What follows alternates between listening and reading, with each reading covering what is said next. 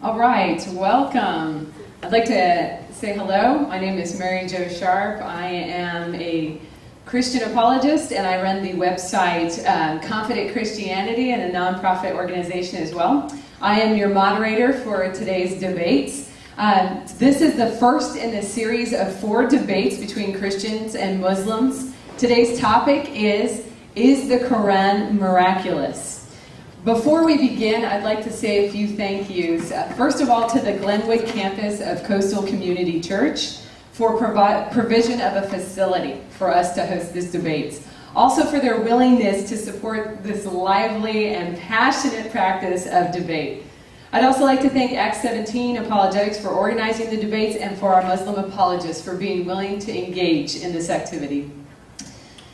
Our debaters today, on my right, is the Muslim apologist Osama Abdallah. He is creator of the website www.answering-christianity.com, which is one of the largest Muslim apologetic websites on the internet. He has a master's in computer science and is an experienced debater on a variety of topics. On my left is Christian apologist Qureshi, co-founder of Acts 17 Apologetics. He is a former Muslim who has a Master of Arts in Christian Apologetics from Biola University, is working on a medical doctorate at Eastern Virginia Medical School.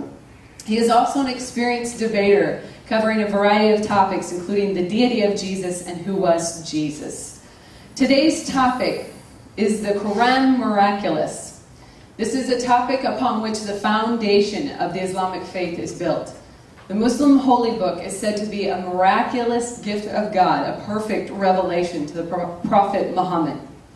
However, the skeptic would argue that the Quran is flawed, that it contains errors, scientific errors, errors of transmission, making it historically problematic in the textual integrity of the Quran. So today's discussion will look deeply into the validity of both sides of the claim that the Quran is a perfect revelation of God. The format of our debate will include opening arguments of 30 minutes each, starting with Osama, and then we will have rebuttals, first rebuttals of 15 minutes apiece, followed by 10 minutes second rebuttals. We will then have a crossfire of 2 minutes each, 4 rounds of crossfire, and then we will conclude with 5 minutes each. Some final remarks before we let the debaters get up here is please take this time to turn off your cell phones or put them on vibrate, so to be courteous to our debaters. And also let me remind you that both sides will be presenting material that will push the buttons of the opposing views. Please also be courteous to the debaters at all times. And let me invite you to question what it is you believe and see if it stands up today to the evidence presented. All right, without further ado, Osama, you are first. Thank you very much, Mary Jo. Good evening, ladies and gentlemen. Thank you very much for having me here today. It's definitely a privilege for me to be here. I'd like to start by saying Bismillah ar-Rahman ar-Rahim, in the name of Allah, the most merciful, most beneficent. I start my presentation. قُلْ رَبِّ اشْرَحْ لِي صَدْرِي وَيَسِّرْ لِي أَمْرِي وَاحْلُلْ عُقْدَةً مِنْ لِسَانِي يَفْقَهُوا قَوْلِي. Oh Allah, expand my chest, ease my task for me, and remove the impediment from my speech so that they may understand what I say.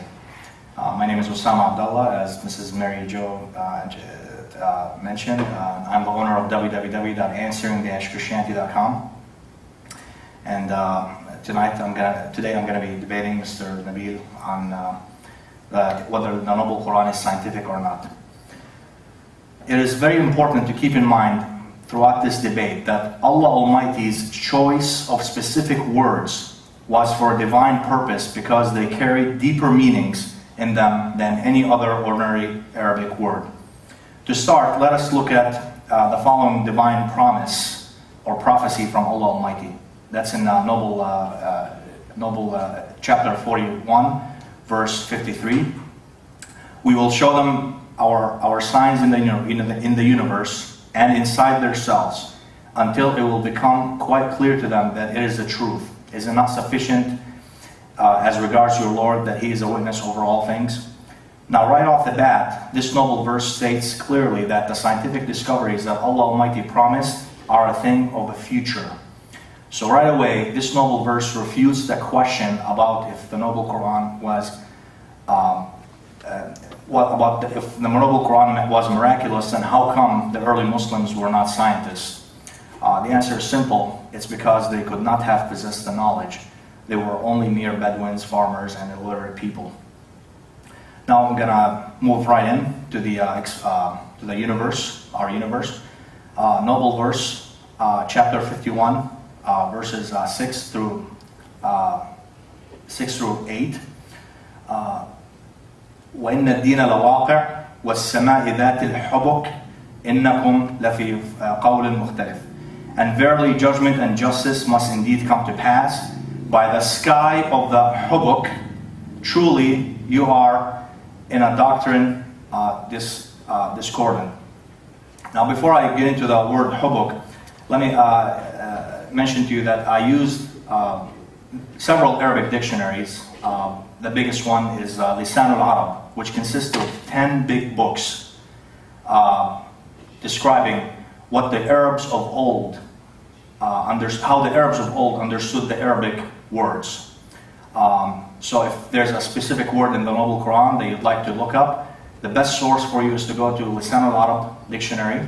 It translates as the tongue of the Arabs, and look up the word and see the poems that it was used in, the narrations, the proverbs, etc., the examples, the way people used it.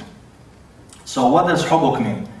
Well, according to Lisan al-Arab dictionary, book 6, page number 21, and also the Muhit dictionary, page 862, and also Al-Wasit dictionary, Mu'jam al-Wasit, and other dictionaries, al-hubuk means ash-shad, which means to pull or to attract. Al-hubuk means ash-sha'r al-ja'd al-mutakassir, a curly and broken hair.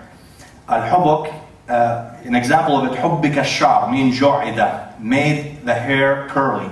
Al-hubuk also means tara'iq al-nujum, the paths of the celestial bodies. Al-hubuk means al-mahbuk, ma ujida amalu, what has been perfected or done successfully. Mahbuk also means qawiyyun shadid, strong and mighty. Al-hubuk also means ajada nasjuh, weaved it with mastery. Also nasij, which is one of the meanings of it, means web. And hibak means siyaj, fence, means fence, and muhtabik means interwoven or intersecting. Well, here's Allah Almighty said that our universe is a universe of hubuk. Well, here's a picture of NASA, from NASA, computer-generated NASA picture, that shows the universe. And it does look like exactly the way the way the words were defined in the Arabic dictionaries, the way the Arabs of old understood them. Exactly this is how the universe looks like. It does look like a curly, broken hair, and it does look like a web and all the other things that I mentioned. Moving on. And also, by the way, quoting NASA and also here ScienceDaily.com, probing the cosmic web of the universe, new light on dark energy. It says here, the technique is based on well-known phenomenon, namely the fact that apparent motion of distant galaxies results from the two effects, the global expansion of the universe that pushes the galaxies away from each other, and the gravitational attraction of matter present in the galaxy's neighborhood that pulls them together, creating the cosmic web. The cosmic web. This is what NASA and ScienceDaily.com are saying, not me. Creating the cosmic web of large-scale structures. Moving on, looking at Noble Verse, chapter 55, verse 37. فَإِذَا انشَقَّتِ السَّمَاءُ فَكَانَتْ وَرْدَةً كَالدِّهَانِ. When the sky splits asunder or explodes and turns rose-colored like paint. Well, I believe here, the sama here, the heaven or the sky is referring to our solar system, because Allah Almighty referred to our sky, that includes our sun and our moon and our planets as sama.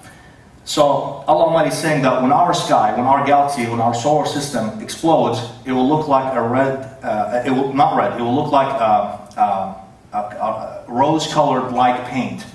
Well, lo and behold, here's also a NASA-generated picture. This is a NASA-captured picture, rather. I think I have this upside down, doesn't really matter. Actually, no, I have it like this. Okay. This is the right way to look at it. This is an exploded galaxy that NASA captured from space. And when our galaxy explodes, it's going to look something like this. And guess what? It looks like a rose. Okay? And the Noble Quran said it. Moving on.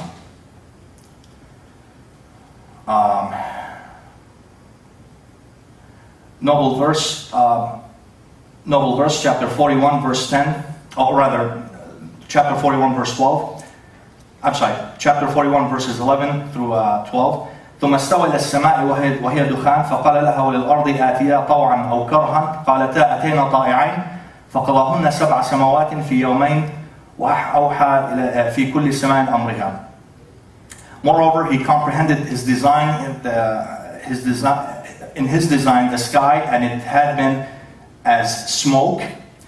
He said to it and to the earth, come ye together, willingly or unwillingly. This is, by the way, symbolic, because Allah Almighty, when the earth is not like us. The earth communicates with Allah Almighty in its own way that Allah Almighty created for it. They said, the earth and our universe, or our sky, we do come together in willing obedience. And here, so Allah Almighty here said that in the 4th day, He comprehended, He finished creating our earth.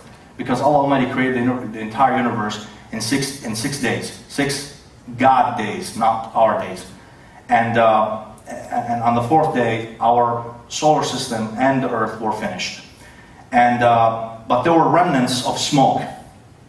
And I did not capture a picture for this, but the scientists, the Space Atlas, Heather and Hembest book, page 50, and also Horizons Exploring Universe Seeds, plate 9, from Association of Universities for Research in Anatomy Incorporated. They say the universe, they say a new star forming out of cloud of gas and dust, nebula, which is one of the remnants of the smoke that was the origin of the whole universe. So God Almighty said that the universe, or our solar system, was still smoky after its creation, because after the Big Bang, there was a lot of smoke in the universe, and God Almighty said it, and again, science confirmed it. And speaking of the Big Bang Theory, here's a Big Bang Theory. Noble verse, chapter 21, verse 30. I'm going to talk about the Big Bang Theory and the cosmic crunch. Do not the unbelievers see that the heavens and the earth were joined together, and then they were clothed, and then we clothed them asunder, we exploded them. We made from water every living thing. Will they not then believe? And also in Noble verse, chapter 51, verse 47, it's talking about the universe currently expanding. Okay? And the firmament, we constructed it with power and skill, and verily we are expanding it. لَمُوسِعُونَ is a verb of the Arabic noun wasi', vast. Musi'un meaning we're making it vaster, bigger, larger. And it's a continuous process. And here's a recent discovery from NASA that is only 8 years old. This is the cosmic crunch in the Noble Quran and in NASA. In Noble Quran, chapter 21, verse 104, the day that we roll up the heavens like a scroll rolled up for books, even as we produce the first creation, so shall we produce a new one. God talked in another noble verse that He will create another earth, and that earth we will resurrect from. There will be another Big Bang. So shall we produce a new one. A promise we have undertaken, truly shall we fulfill it. Well, here's what NASA is. If you go to map.gsfc.nasa.gov/universe/uni_shape, that's uni_shape, universe_shape.html. Okay? If you go there, here's what NASA says. the simplest version for the inflationary theory, an extension of the Big Bang theory, predicts that the density of the universe is very close to the critical density, and that the geometry of the universe is flat like a sheet of paper. God said He will roll the universe in the cosmic crunch like the scrolls are rolled. And NASA, just 8 years ago, said that the universe is flat like a sheet of paper. That is the result confirmed by WMAP science. So it's a confirmed fact. It's not just a theory. And I give it a link. Go back to the video and rewind, and you can get the URL. Moving on, Allah Almighty talked about the earth losing all of its water, become completely dry, absolutely dry. وَإِنَّ لَجَعَلُونَ مَا عَلَيْهَا صَعِيدًا جَرْزًا. This is Noble Verse, chapter 18, verse 8. And we will surely reduce whatever on earth to dry dust. Well, according to Wikipedia.org, if you look up the earth, it'll say that eventually, it says here, after 1 billion years, the earth will eventually lose all of its water. It will become absolutely waterless. Moving on, fertilizing winds create the rain. Allah Almighty said in Noble Verse, chapter 15, verse 22, and we sent the fecundating or fertilizing winds, then caused the rain to descend from the sky, therein providing you with water through, etc. And here, Allah Almighty said in Arabic, I read it in English first. Well, here's what Wikipedia says, and other scientific websites as well. The growth of clouds and precipitation require that the winds fertilize the clouds with a quantity of microscopic particles called condensation nuclei. The smallest droplet of water is made up of at least 100 molecules. It is not easy for such a number to come together by a mere coincidence without there being nuclei to precipitate upon. And here also they say also coalescence is a process by which two or more droplets or particles merge during contact to form a single daughter droplet, female droplet, or bubble. That's what Wikipedia says. The miracle of the moon, moving on. Before moving on to the miracle of the moon, because there are several noble verses that talk about the moon, there are many lies that were invented against Islam. One of them is that we believe in the moon god. Well, here's what Allah Almighty said about the moon. Among His Noble Verse, chapter 41, verse 37, among His signs are the night and the day, and the sun and the moon. Adore not the sun and the moon, but adore God, who created them, if it is Him ye wish to serve. Okay, moving on. The S-shaped loops of the moon around the Earth. That's been confirmed by NASA and many scientists, and that is why we have eclipses, because the moon intersects the course, the orbit of the sun. The reason why it comes between the Earth and the sun is because its loop, its orbit around the Earth is like a number 8, or S loops. Allah Almighty said in Noble Verse, chapter 36, verse 39. Now remember, Arabic does not have any letter that resembles the English letter S. Okay, so back then, the closest thing that Allah could compare this to was a dry date tree branch. And I provided 63 pictures, 63 pictures of date tree branches that resemble the English letter S on my website. You can check it out yourself, answering-Christianity.com. Let me read the Noble Verse. وَالْقَمَرُ قَدَّرْنَاهُ مَنَازِلَ حَتَّى عَادَ كَالْعُرْجُونِ الْقَدِيمِ. That's Noble Verse, chapter 36, verse 39. And the moon, we destined it to return in stages until it comes back like a dried out branch of date tree. And like I mentioned, Arabic and Arabia in general does not have any letter that resembles the English letter S, or the number 8 in English. So there was no other thing to compare the orbit of the moon to. This was the closest thing Allah Almighty could use. And according to astronomy, Ohio State University's astronomy department, and reference.com, and also Columbia Electronic Encyclopedia, and also many pictures and animations, GIF files that I copied, they were free, and I copied on my website from physicsforum.com and others. They state that the moon's orbit around the Earth is S-shaped loops, and I have animations, 2 animations that demonstrate the moon's loop. Moving on. The moon reflects the light of the sun.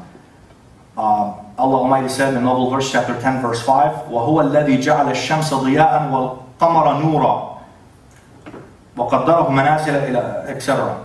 It is He, Noble Verse chapter 10 verse 5, it is He who made the sun to be a source of light, and the moon to be reflecting to the light of beauty, etc. We find in Tafsir Ibn Kathir, who's Tafsir means interpretation. We find in the interpretation of Ibn Kathir, a prominent and leading Muslim scholar in the 13th century. Okay, so this was many hundred years ago, before the Earth was discovered to be round. The following, we discovered the following about the moon, that the moon has different emissions of light, from looking like a crescent to a half moon to a full moon, etc. Here, Ibn Kathir says, He created the night with its darkness and the day with its light, and they alternate without ceasing. And He created the sun with its shining light and the moon with its reflected light. And He allotted their stages and gave them separate orbits in heavens. There's another quote, but it's a little lengthy. I'm not going to link it. I'm not going to mention it for a time. But you can go to my website and check out the Moon Miracle and article and see it yourself. They're also here. Okay, moving on here. Okay. I'm sorry.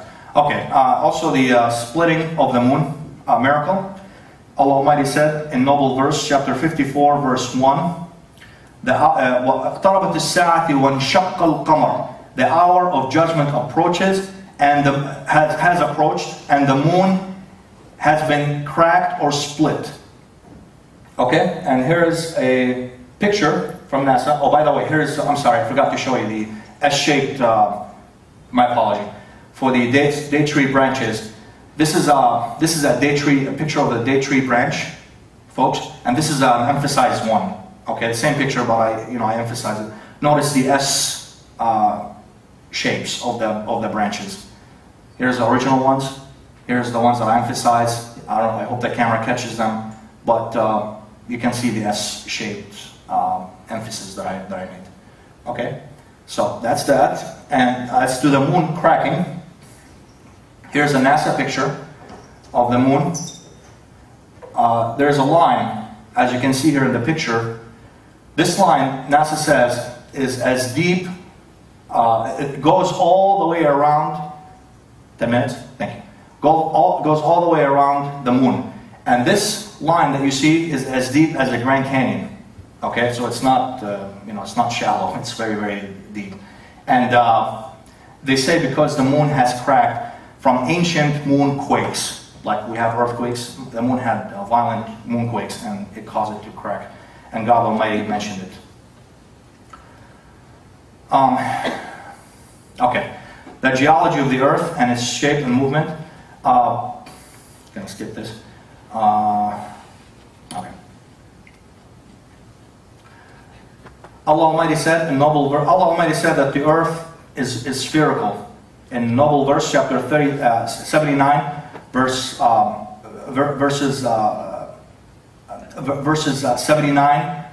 chapter 79, verses 30 and 31. وَالْأَرْضُ بَعْدَ ذَلِكَ دَحَاهَا أَخْرَجَ مِنْهَا مَاءَهَا وَمَرْعَاهَا. And the earth, moreover, has he dahaha, and he drawed from it its water and his pasture. According to Lisan al-Arab dictionary, dahaha means dafa'ahu wa rama bih, cause it to move, pushed, or through it. Okay, so Allah Almighty pushed the earth in space. And here's an example. Allah Almighty said, the noble verse, chapter 37, verses 8 through 9, وَيَقْذِفُونَ مِنْ كُلِّ جَانِبٍ دَحُورًا وَيَقْذَفُونَ مِنْ كُلِّ جَانِبٍ دَحُورًا وَلَهُمْ عَذَابٌ وَاصِبٌ. And they are, dahura is derived from daha, and they're cast away from every side, repulsed or pushed for they are under a perpetual penalty. Daha as-sabiyu al-midhata, ay dafa'a as-sabiyu al-midhata, means daha, the boy has daha, the rolling toy, meaning that the boy pushed the rolling toy, so he pushed it.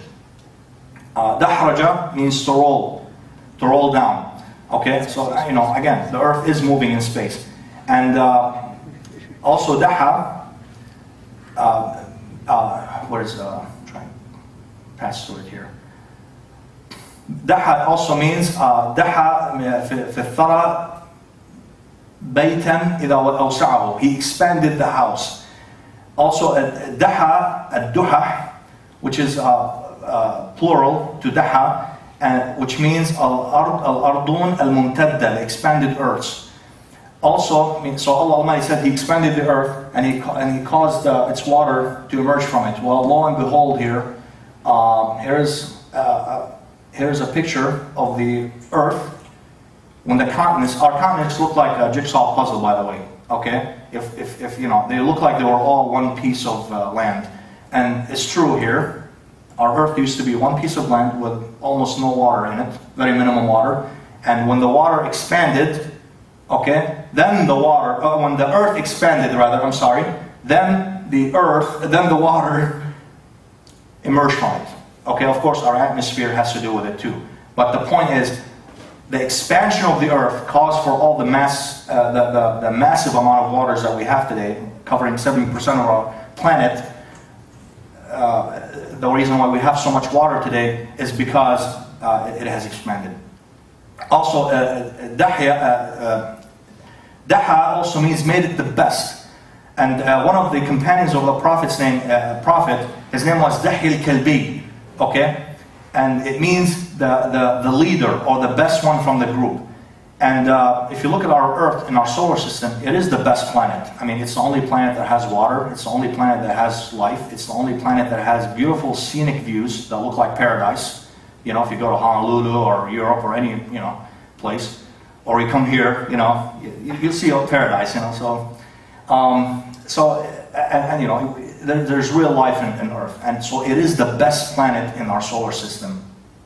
And also, it made it spherical around here. دردحة من النساء التي طولها وعرضها سواء. The derdha from the woman is the one whose height and width look the same. Her height and her width are the same. She looks round. Okay? So, and the earth is round, spherical. Moving on, I'm skipping through things here. There's other meanings here, narrations that talk about the roundness. But I'm going to move on. How many minutes, sir, do I have? I'm sorry, 5? Oh, wow. Okay. Okay. Allah Almighty said also, He's moving, the earth is moving and suspended in space. Noble verse, chapter 77, verse 25. أَلَمْ نَجْعَلْ الْأَرْضَ كِفَاتًا. Okay. Have we not made the earth kifata? Kifata, according to Lisan al-Arab here, book 1, page 807. Kifata, al-kafatu, it means al-kafat. صرفك الشيء عن وجهه. صرفك الشيء عن وجهه. When you push something to a different direction. Also, kifata means ينكفت أي ينصرف, to go away. Okay? And al-inkifat means al-insiraf, going away or leaving. Kifata أسرع في العدو والطيران, means speeded in running and flying. Also, kaftun means sari', fast. And kafid, which is derived from kifata, means sari', khafif, daqiq, fast, light, and precise. The Earth's orbit is precise. if it shifts to the right or the left 1 millimeter or 1 meter, I don't know about 1 millimeter, but 1 meter, it'll go in, it'll go astray and it'll collide with another planet. It'll go away, it'll stray away from its dedicated orbit. Kifata here also yadum wa yaqbud, contains and holds on. Okay, and Earth does contain, and it's also holding on. Al-kafit, al-quwwa ala al-nikah, al-quwwa ala al-jima', etc. Strength and power. I'm gonna skip all that, but anyway, it means everything, all the things that I mentioned here. Wow. Okay. What's next? Okay. Allah Almighty made the earth as cradle. Here, I'm going to skip to this. Okay. Noble verse, chapter 20, verse 53. الَّذِي جَعَلَ لَكُمُ الْأَرْضَ مَهْدًا. It is He who has made the earth for you as mahd. Mahd means cradle. The same word used for Jesus Christ in Noble verse, chapter 19, verse 21, when his mother, Mary, peace be upon her and him, when she brought him to their people, and her people said, "Where'd you bring this child from? You're not married. How did you get pregnant?" And so one of the miracles of Jesus Christ was that he spoke, which removed the scandal from his mother. So otherwise, she wasn't going to get scandalized, and. So the word mahd, he spoke from the mahd, from the cradle. He was a toddler, an infant, a suckling baby. Anyway, here, this is a picture of the Earth's orbit, looking like a cradle. Here, the Earth, I'm quoting here, the Earth circles the Sun with its axis tilted 23.5 degrees. That tilt gives us our seasons. When the North Pole points away from the Sun, the Northern Hemisphere experiences winter and the Southern Hemisphere is summer. On the other side of the orbit, the situation is reversed because the Earth's rotation around the Sun, different parts of the Earth are closer to the Sun at different times throughout the year. I've captured a film. This is an image from a film that I posted on my website, a scientific film, a Western film, not an Arabic or Muslim one, that describes how the Earth's orbit around the Sun, when it's finished, it's cradle. It tilts like a cradle. Okay? The film then goes on to explain the scientific details of equinoxes and solstice and southern and northern latitudes. All that talks about that. Okay, I'm going to skip one more thing. Allah Almighty said that He created us. I'm going to, in the rebuttal section, hopefully I'm going to get a chance to do it. We were created from a penetrating or piercing, that God Almighty said in Noble verse chapter, I'll get to it. He said He created the male and the female from a piercing nutfa. Nutfa means sperm. And here's a picture. Sorry if it's graphic. I apologize. But here's, I'm sure you all know it. This is a female egg. And that's a piercing male sperm. God Almighty said that He created the male and the female. He specified it from a piercing, a stabbing, a poking. This is according to Lisan al-Arab dictionary. Sperm, and this is what we have. It is a piercing sperm. Okay, that's why we're mean, the men, Anyway, okay. So thank you. I'll continue when I come back.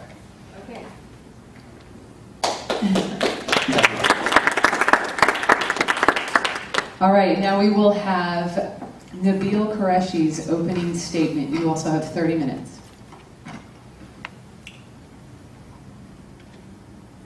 All right, just give me a moment for the screen to turn back on.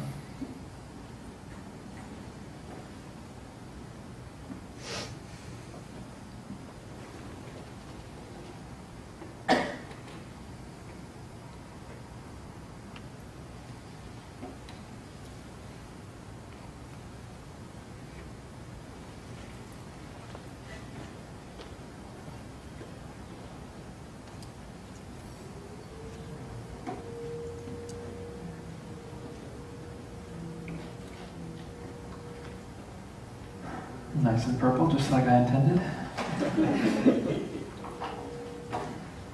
And when do we begin time? Good. Well, good afternoon, everyone, and thank you for coming to this debate here. As some of you know, I will be graduating from med school in a week, and I have a lot of you to thank for that because your prayers have helped bear me through, and I know I wouldn't have been able to get through this without your prayers. So thank you so much for that. And in 1 week, I'll have my MD, finally. So thanks for your prayers. Now we're going to turn to a topic of conversation that is extremely important. We're going to be talking about the Quran. The Quran plays an essential role in Islam. It has played an essential role since the very beginning of Islam. It marked the initial inception of the prophethood of Muhammad. Its contents define Sharia, and its recitation has been performed by billions of people over the past 1400 years. More importantly, it was Muhammad's central claim to prophethood. When asked for a sign indicating his truth, Muhammad would point to the Quran and say that his sign was the Quran. According to Abu Ahmad Yasir Ghadi, a contemporary Muslim scholar, he says the Quran has been put forth as a miracle that can never be limited in its style, prose, or content. And this summarizes the Muslim sentiment very well. Because you see, I used to be a Muslim. I myself believe these things. I used to recite the Quran over 19 times a day while reading Salat. By the age of 5, I had read and recited the entire Quran in Arabic. Now, I didn't know what the words meant, but simply reciting the Arabic words, to me, held holy power. I had soon memorized many of the last chapters of the Quran. When I was around 7 years old, my father had taken portions of the Quran, written them out by hand, and then posted them on the wall throughout my room, so that whenever I had some time to myself, I'd look around my room and I'd see verses of the Quran, and I'd sit there and read them and memorize them. My grandmother and my mom would come in, and they would sit me down and say, this is how you properly recite the Quran, this is what these words mean. And gradually I memorized more and more of the Quran. As I grew older, I proclaimed these very words as miraculous, saying that they were infinite in meaning, infinite in nature, unchanging, unmatchable, miraculous in every single way, telling us insights into science, astronomy, and literary excellence. But I sit here before you now proclaiming, certainly the Quran is not miraculous, and it is certainly not the Word of God. Well, what happened? Why did I change my perspective so much? Well, the reason why is because instead of just listening to the folklore and tales that I'd been told about the Quran, I decided to actually investigate the historical evidence myself.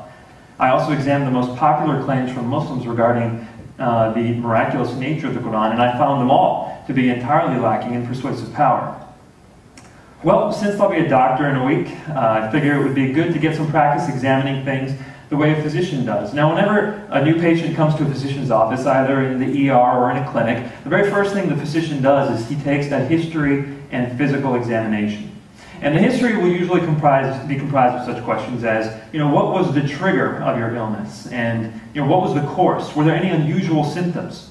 And then after asking these things, the physician then goes on to ask about, or to conduct a physical examination, check the person's body for any sort of signs that will lead them towards a solid diagnosis.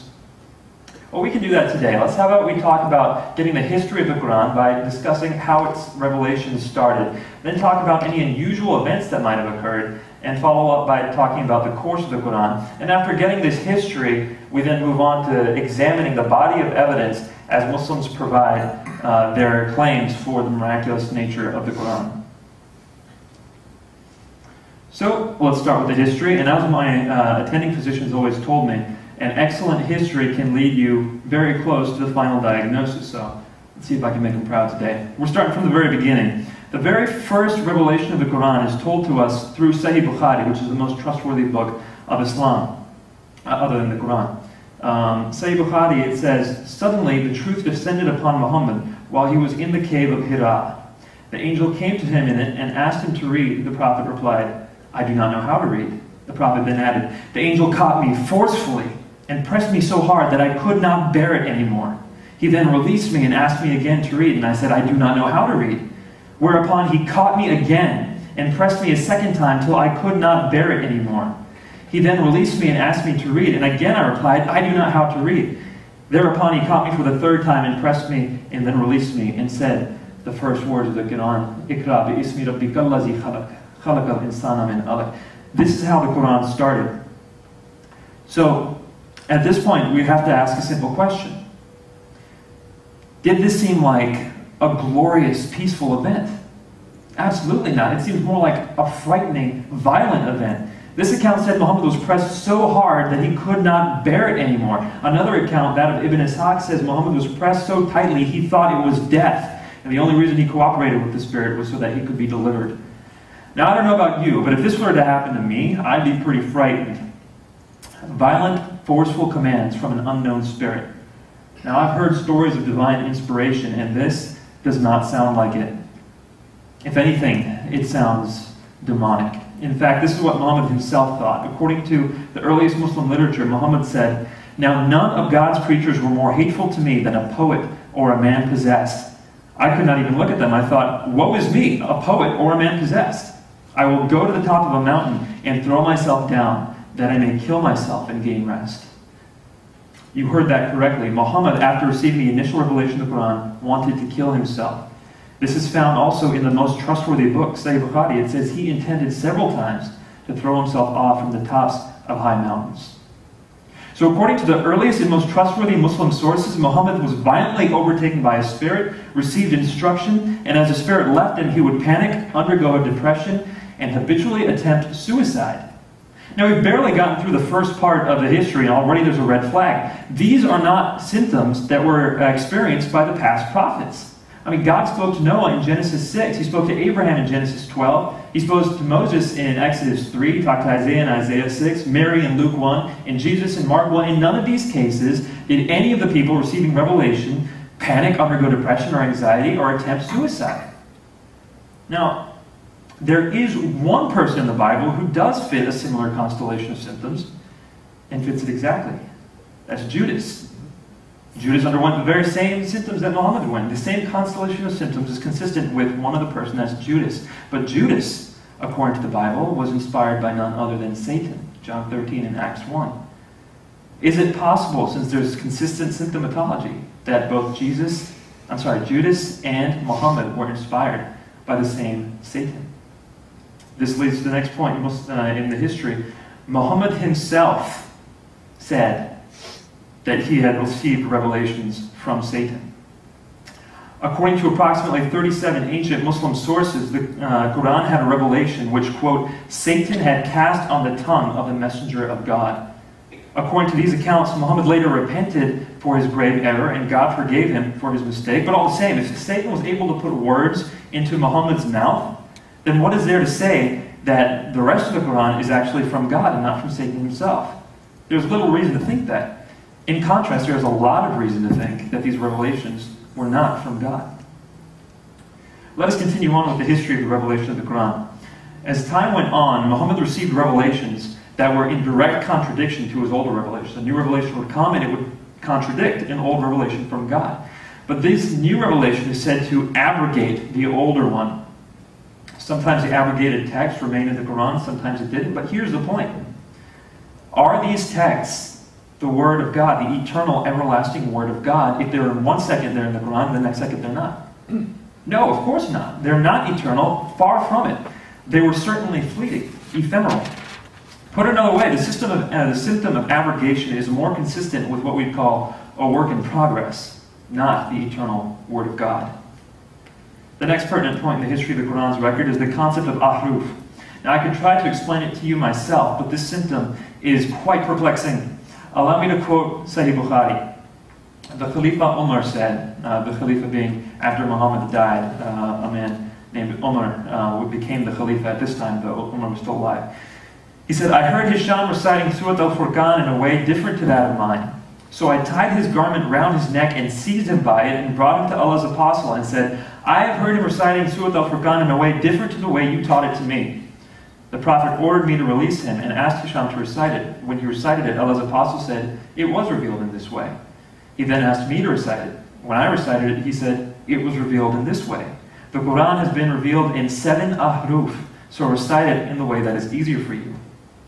So what we have here is that the Quran is said to have been revealed in 7 different modes of revelation. What in the world is this about? What we do know is that we can't just say this is different types of accents or different types of dialects. Because we see here from Abu Dawood, this is regarding one example of the ahruf, each mode is sufficiently health-giving, whether you utter the words all-hearing and all-knowing, or instead all-powerful and all-wise. What is being said here? You can say either all-hearing and all-knowing or all-powerful, all-wise. It's all the same thing. So it's not just a dialectical difference, it's a difference in wording. This is perplexing indeed. It's so perplexing, in fact, that generations of Muslim scholars were entirely unable to grapple with it. One ancient scholar, As-Suyuti, listed over 40 different definitions of the word ahruf. Another scholar, Ibn Sadan, who was a grammarian and reciter of the Quran, declared that the true meaning of the ahruf can only be known to God. One contemporary scholar, Abu Amr Yasir Qadhi, says, the reason that such a great difference of opinion exists concerning the exact meaning of the ahruf is due to the fact that there does not exist any explicit narration from the Prophet Muhammad or the Salaf concerning the exact nature of the ahruf. So what does this all mean for our purposes? It means that, number one, the Quran has an escape clause for any of its mistakes and variants. Up to 7 different sets of variants can be found for a single verse, and a Muslim can just say, oh, it's a different ahruf, to try to say that the Quran is still perfectly preserved. This is awfully suspicious of what we would call a cover-up. Number two, it makes the Quran appear to be of human origin for yet another reason. So as my attendings would say when I'm taking too long taking a history, how about we wrap it up? The last point I would like to bring up about the history of the Quran is a brief account of its collection. Between the time of Muhammad and Uthman was when the Quran was collected. During Muhammad's lifetime himself, there was no collection of the Quran. Shortly after Muhammad's death, there were a series of battles fought between Muslims and people who wanted to leave Islam now that Muhammad was dead. During those apostate wars, Abu Bakr, the next person who was in charge after Muhammad, sent out warriors who knew the Quran very well, thinking that God would preserve their lives. Well, hundreds of those warriors died in battle, and then Abu Bakr got concerned. So he called Zayd ibn Thabit, one of Muhammad's scribes, to collect the Quran into one book. Now Zayd, when he's told, hey Zayd, you need to collect the Quran, Zayd's response was, if they ordered me to shift one of the mountains, it would not have been heavier for me than ordering me to collect the Quran. Moving a mountain is easier than collecting the Quran, is what he said. Anyway, he went ahead and collected the book and he put it away. That book that was collected, that first Quranic book, was never copied, it was never published, it was never sanctioned as the official book of Islam. 18 years later, people were citing the Quran and they came up to Uthman and said, Uthman, we're reciting the Quran differently from one another, save your nation. Uthman then asked for the Quran to be brought back to him, and he brought the same scribe, Zayd, to come back, and he ordered Zayd and 3 other men to revise the Quran and make copies. After this was done, Uthman ordered all existing manuscripts and fragments of the Quran, get this, to be destroyed by fire. Every single evidence of the Quran was destroyed. All that was left were the copies that he made. Now, there are many telling things about this point in the history, such as Zayd's reaction to having to collect the Quran, the multiple revisions of the Quran, and finally the burning of the manuscripts. Suffice it to say, these symptoms are again inconsistent with the concept of a miraculous book, and much more consistent with a human process. However, there's much more to say about this, and we'll return to this point in the end of our account. So that's what you would call a focused or pertinent history. At this point in a patient encounter, a physician would usually go back and think about the things he's learned from the history before moving on. What we've seen so far is, number one, the revelation of the Quran was violent, it was frightening, it caused depression, anxiety, and recurrent suicide attempts. This symptomatology was then heightened by satanic revelations, by abrogation, by ahruf, the escape clause, and also by the sketchy collection of the Quran. After just half of this patient encounter, the condition of this patient does not seem to be miraculous. Far from it, it appears malignant. Let's move on to the examination of the miracle claims of the Quran. Now, in order to defend the miracle claims of the Quran, Muslims use many arguments. In my experience, the 4 most common arguments are the arguments from literary excellence, mathematical marvels, scientific accuracy, which was the crux of the argument today, and also perfect preservation. We'll go ahead and take it from the top. The argument from literary excellence. It is one of the few arguments the Quran actually provides for its own miraculous nature. In 5 separate verses, the Quran issues a challenge to anyone who thinks that the Quran is not from God, i.e. us, non-Muslims, to try to create a book like it, or to create a chapter like it. In other words, imitate the Quran to whatever degree, depending on the individual challenge. The Quran says that when disbelievers attempt to write something like the Quran, they will realize how miraculous the Quran is in its literary excellence, and they will just desist from it and realize that they were mistaken. Well, there are many problems with this argument from literary excellence. First, it is non sequitur. It doesn't logically follow. Just because something is excellent in literary quality, it does not mean it is from divine origin. Second, we have inconsistent application of this criteria. If Da Vinci or Shakespeare or Mozart said, hey, make a painting like mine, or write a play like mine, or make music like mine, otherwise you have to admit I'm from God, no one would believe them. We wouldn't say that they're of divine origin. Certainly no Muslim would. So the Muslim who provides this argument is necessarily inconsistent in their application of criteria. Third, and get this test is for the non-believers. It is telling non-believers to just try and write something like the Quran and see what happens. They themselves, the non-believers, are the judges, and they themselves are supposed to realize that they cannot match the Quran.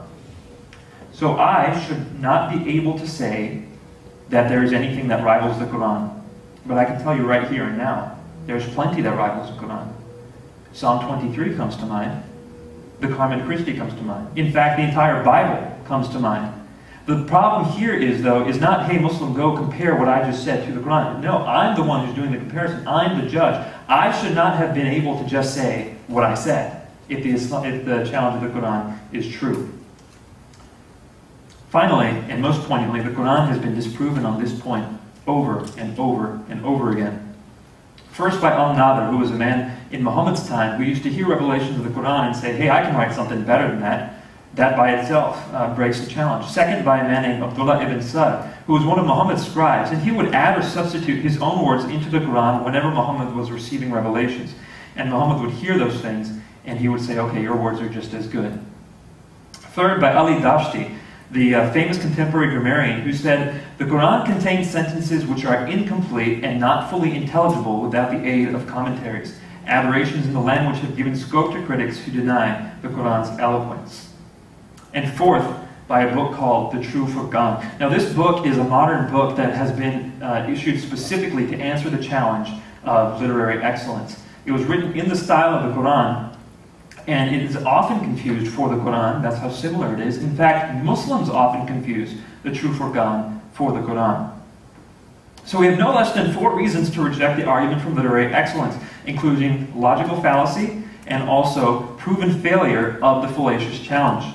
By the way, this one fact is enough to disprove the miraculous nature of the Quran.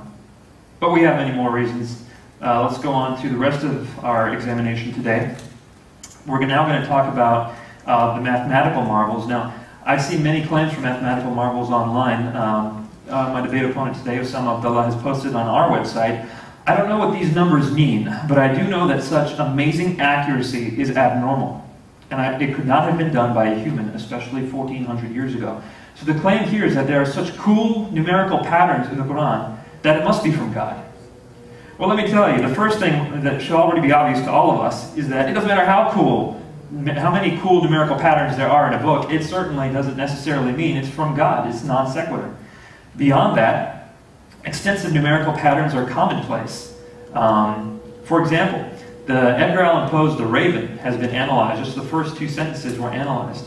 And the number 7 was found many, many times in just the first 2 verses. Another example you can find online, I think this is hilarious. There was a moderator of a listserv, and she just had her signature. It just had her name and her position as the moderator. And that 1 2-line signature was analyzed, and it was found the number 19 appeared over 74 times in that signature. Well, according to most of the arguments that people provide for numerical excellence, or mathematical marvels, this would mean that her signature had to be inspired from God. But we haven't broached that issue today, so let's not waste too much time talking about that. Unless he brings it up in the rebuttal, then I'll bring it up again. Let's move on to the argument from scientific accuracy, which is where he mostly focused today. The first thing I want to mention about that is a quotation by one Muslim. He says, "The Quran was revealed 14 centuries ago, mentioned facts only recently discovered or proven by scientists. This proves without doubt that the Quran must be the literal word of God, and that the Quran was not authored by by Muhammad or by any other human being." I must say this. This is the first of the main arguments that Muslims use that even begins to approach not being non sequitur. So, props for that. Unfortunately, the alleged scientific insights generally do not exist.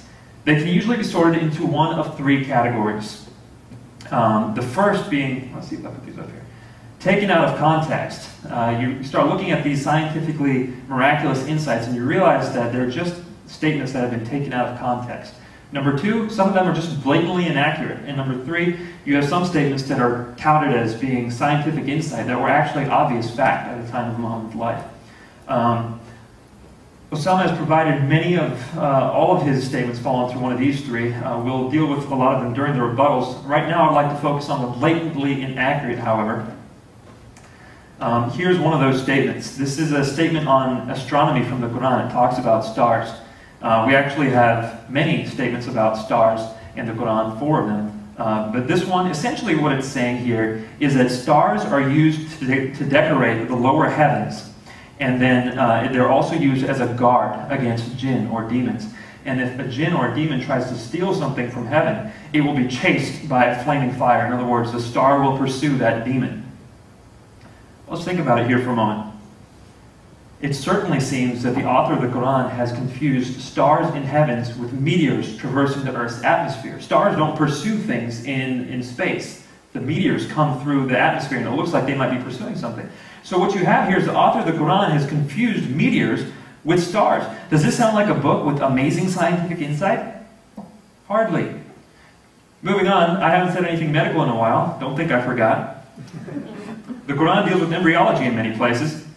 Although believing any of the verses that deal with embryology probably would have gotten me kicked out of first year embryology, there's one in particular that would have probably gotten me kicked out of med school entirely. It's this one here. Now let man but think from what he has created. He is created from a drop emitted, proceeding from between the backbone and the ribs. So what's being said here? The fluid that produces a baby, in other words semen, is emitted from between a man's backbone and his ribs. Now I hope your parents have had this talk with you, because we're about to get a little bit technical. Semen issues forth from here. You have the seminal vesicle here, you got the testes down here, and you got the bulbourethral gland right there, and they travel through the vas deferens and out of there. This, if you notice, this all here is at the most inferior region of the spine. This back here is the sacrum, the bottommost part of the spine, and it is not near the ribs. Now, here are the ribs. These are what you call ribs. And here is the pelvis.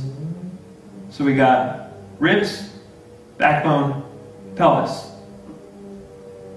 Pelvis, ribs, backbone. Note the pelvis is not between the ribs and the backbone. This argument doesn't have a prayer unless it looks like this. Moving on. That's the argument from scientific accuracy. As you can tell, there's statements that are blatantly inaccurate. Now, before trying to interpret accurate statements, you would have to weigh them against the inaccurate statements, which we will go on to do, I'm sure, in the rebuttal section. But now we're going to talk about the argument for perfect preservation. How much time do I have left? 6 minutes. If you take any longer, it'll be 5 minutes. Okay. So what we have here is a statement in the Quran that we have, without doubt, sent down the message, and we will assuredly guard it from corruption. What is being said? It's being said that the Quran here is being guarded by God, and He will not allow it to be corrupted. About this, Abdallah has said, none can have any doubt whatsoever regarding the Quran's authenticity and immunity and purity from any and every kind of addition or omission or alteration. For there is nothing so authentic in the whole human history as this fact about the Quran, that it is the same Quran that was presented by the Holy Prophet to the world. It cannot be overemphasized how important the perfect preservation of the Quran is to Muslims. It makes the foundation of their faith. However, we find that early Islamic sources say other things. According to Abdallah ibn Umar, the son of the second Khalifa, let none of you say that he has acquired the entire Quran. For how does he know what it all is? Much of the Quran has been lost. Thus let him say, I have acquired of it only what is available. Ibn Abi Dawud, son of Abu Dawud, said, many of the passages of the Quran that were sent down were known only by those who died on the day of Yamama. They were not known by those who survived them, nor were they written down, nor had Abu Bakr, Umar, or Uthman collected the Quran by this time, and nor were they found with even one person after them. These are explicit statements by early Muslims that parts of the Quran have been irretrievably lost. Beyond this, there was extreme controversy regarding the contents of what should go in the Quran. According to Sahih Bukhari, Muhammad had handpicked 4 top teachers of the Quran, and the first one he named was Abdullah ibn Masud. Recall that Abdullah ibn Masud was not the one to collect the Quran after Muhammad died, it was somebody else, Zayd ibn Thabit. So when Abdullah ibn Masud, Muhammad's top teacher of the Quran, got a hold of what Zayd had produced, he said this: "The people have been guilty of deceit in the reading of the Quran. I like it better to read according to the recitation of him, the Prophet, whom I love more than that of Zayd ibn Thabit." What a bold statement. Zayd's Quran, a deception? The modern Quran today, Muhammad's top teacher is calling it a deception. Now, why would Muhammad's chosen teacher of the Quran call the modern Quran a deception? It turns out that Masud's Quran was very different from Zayd's. It had different words, different verses, and even different chapters. 111 chapters versus Zayd's 114. When Uthman demanded Masud's Quran to be confiscated and burnt, remember that, Uthman went and said, "Get all the manuscripts and burn them." Ibn Masud did not give it up. In fact, he called all the Muslims in his area to not give up their codices in order to protect them, and Allah would reward them in the day of resurrection for their protecting the Quran. That's what Abdullah ibn Masud said. Ultimately, he did have to give it up, though.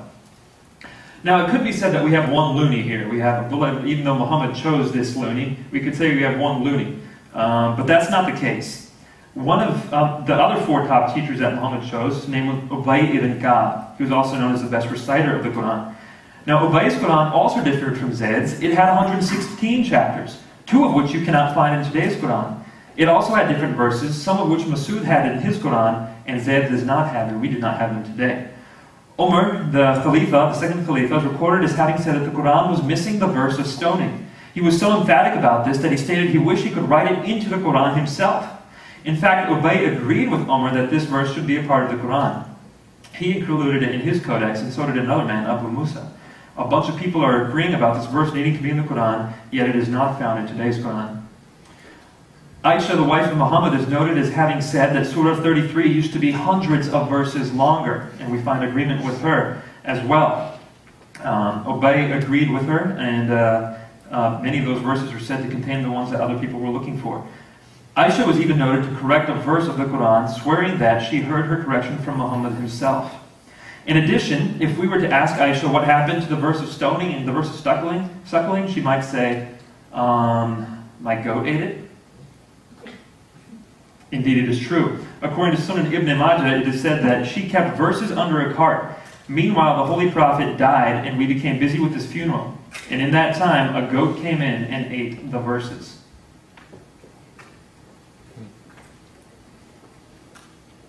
The last 2 verses of Surah 9 as well are held in controversy. It is said that only one person had those verses of the Quran when they were copied into Uthman's codex. Yet one of the rules for copying verses was that they had to be present with at least 2 people. So we know people today actually who say the Quran shouldn't have those verses and they take them out of the Quran. So to recap, early Muslim statements said that the Quran had been irretrievably lost. 2 of Muhammad's top 4 teachers of the Quran disagree with today's Quran. Multiple early Muslims believe that verses are missing, possibly hundreds of verses, and multiple sources indicate that a goat ate large portions of the Quran. There simply is no indication the Quran is perfectly preserved, and every indication that it is not.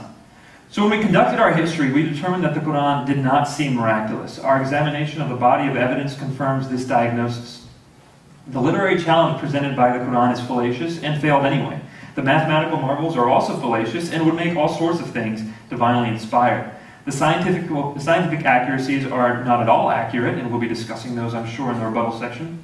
And the text of the Quran has been uniformly corrupted to the point of no return, since all our evidence was burnt by Uthman. It seems that the prognosis for the claim that the Quran is miraculous is grim. Both the history and the examination indicate nothing but a pathological process and not a miraculous one. Let us see in the rebuttal section if Usama can resuscitate his arguments. Thank you, Aviv.